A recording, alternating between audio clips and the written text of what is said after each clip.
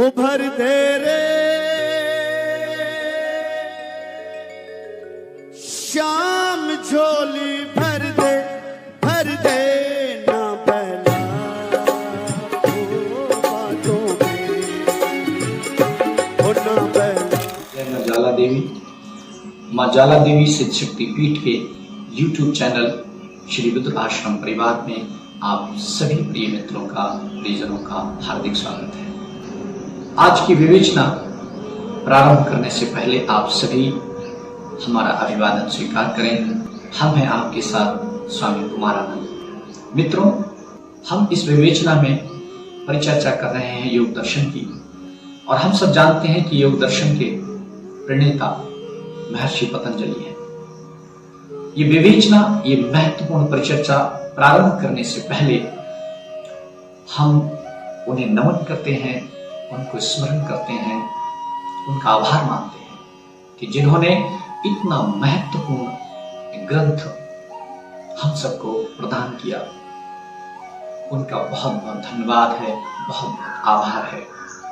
ऐसा महत्वपूर्ण ग्रंथ जिस पर आज तक कोई उंगली नहीं उठा सका, चाहे वो कोई वैज्ञानिक हो, मनोवैज्ञानिक हो, भूवैज्ञानिक हो, ब्रह्मांड का वैज्ञानिक हो, आध्यात्मिक चेतना का प्रणेता हो, या समाधिस्थ कोई साधु हो, ऐसा मालूम पड़ता है कि योग दर्शन के सारे सूत्र शाश्वत हों। तो ऐसे महापुरुष को हम सब नमन करते हैं, उनकी स्मृति में उन्हें स्मरण करते हैं। योग दर्शन जैसा ग्रंथ जो मानव चेतना के इतिहास का सर्वोच्च ग्रंथ है, जिसका पहला सूत्र है अथ योगा अनुशासनम। इसमें 4 भाग हैं, 195 सूत्र हैं, और इन्हीं 195 सूत्रों में महर्षि पतंजलि ने पूरी मानव चेतना की जो कड़ियां हैं वो सारी जोड़ दी है। मानव चेतना का इतिहास जोड़ दिया है। मानव चेतना की जो पराकाष्ठा है, परम सत्य है, मोक्ष की प्राप्ति है, वहां तक आपको इन्हीं 195 सूत्रों में महर्षि ने आपको पहुंचा दिया है। अथ योगा अनुशासनम। अथ हम एक मांगलिक शब्द को लेते हैं, जैसे हम श्री गणेश बोलते हैं, प्रारंभ करना बोलते हैं, शुभारंभ बोलते हैं। आपने वो गाना सुना होगा, प्रियतमा यदि आप हमें आदेश करें तो हम अपने प्रेम का श्री गणेश करें। श्री गणेश, यहाँ अथ शब्द, संस्कृत का जो अथ शब्द है वो मांगलिक उद्देश्य लिया गया है। अनुशासन, अथ योगा अनुशासनम। एक शब्द आता है शासन।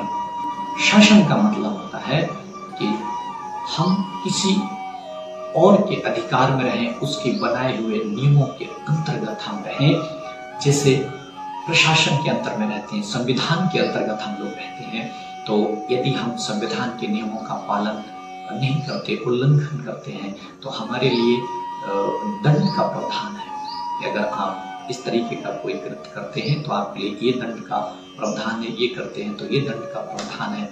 इसी तरह से यहाँ दंड का प्रावधान, इसलिए ये शासन है। अनु और शासन ये 2 शब्दों से मिलकर बना है। अनु का मतलब होता है अपने आप, स्वयं। शासन का मतलब होता है कि कुछ नियम आप ऐसे बनाएं जिनको आपको फॉलो करना है, या सोसाइटी के नियम को आप अपने आप में ढाल लें।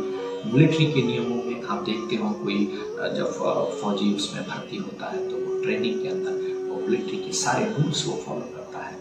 तो अनुशासन का मतलब होता है कि हम अपने आप को समाज के जो अच्छे नियम हैं, शाश्वत नियम हैं, उनके अंदर हम अपने आप को ढाल लें, तो उसको कहते हैं अनुशासन। शिक्षा का अनुशासन, मनोविज्ञान का अनुशासन, परिवार का अनुशासन, जेल का अनुशासन, जेल के अपने नियम है, सोसाइटी का अनुशासन, सोसाइटी के अपने नियम है। तो उन नियमों में आप अपने आप को ढालकर प्रकृति का अनुशासन, प्राकृतिक जो नियम है आप उनको फॉलो करेंगे, प्रकृति के साथ अपने आप को ढाल लेंगे तो उनके आपको बेनिफिट्स मिलेंगे। यहाँ अथ योग अनुशासनम का महर्षि पतंजलि इसी संदर्भ में प्रयोग कर रहे हैं कि मैं प्रारंभ करता हूं अनुशासन, मतलब स्वयं के ऊपर। कौन सा? जब आप एक लंबी यात्रा पर चले हैं, कौन सी यात्रा पर? आध्यात्मिक यात्रा के लिए आपने प्रारंभ किया है, तो आप कुछ अनुशासित होकर के इस कार्य को करें। इसलिए मैं, क्योंकि योग क्या है, मैं पहली वीडियो में आपको बताया था कि योग क्या है। योग एक प्रैक्टिस मात्र है, एक अभ्यास है।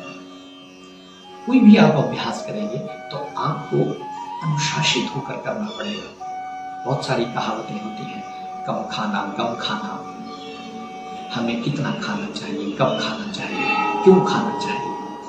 ये सब अनुशासन के अंतर्गत है। कितने समय हमें उठना चाहिए, अपनी दिनचर्या बनाना चाहिए, उसका प्रतिबद्धता से पालन करना चाहिए।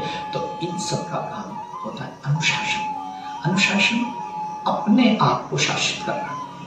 जैसे हम स्कूल में पढ़ने जाते हैं तो हमें स्कूल के नियमों के अंदर अपने आप को ढालना पड़ता है।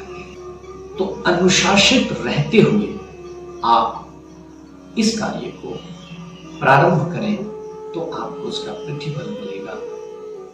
अथ योग अनुशासनम।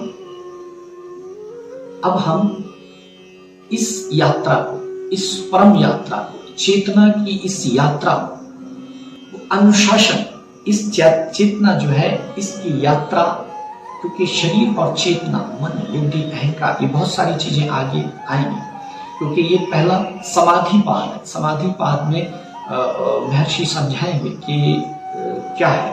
तो अभी ये प्रारंभ कर रहे हैं, आगे वो बताएंगे। दूसरे सूत्र की व्याख्या हम अगली वीडियो में करेंगे आपके साथ कि भाई योग क्या है। योग चित्तवृत्ति निरोधा, उसके बारे में हम और चर्चा करेंगे विस्तार से। तो यहाँ अनुशासन, अनुशासन मतलब आप प्रतिबद्ध हो कौन सी यात्रा पर जाने के लिए, अपनी चेतना की यात्रा पर जाने के लिए, चेतना को विकसित करने के लिए आप तैयार हो। इसलिए अनुशासन, ये योग क्या है, ये अनुशासन का एक नाम है, प्रक्रिया का एक नाम है। जो योग है वो हम प्रारंभ करते हैं अनुशासित रहते हुए इस चेतना की यात्रा। तो उम्मीद है मुझे कि आप संक्षेप में समझ गए होंगे। यदि इसमें भी किसी को कोई डाउट हो तो कृपया आप कमेंट कर सकते हैं, मुझे कॉल कर सकते हैं।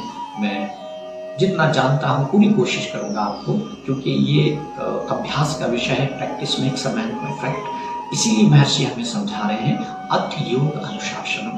मैं प्रारंभ करता हूँ इस योग, अनुशासन रूपी योग को, अनुशासन रूपी क्रिया को, अनुशासन रूपी प्रैक्टिस को। इस वीडियो में बस इतना ही। हम मिलते हैं अगले वीडियो में अगले सूत्र के साथ।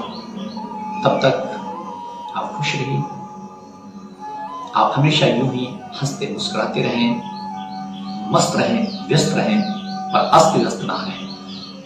जय श्री राम।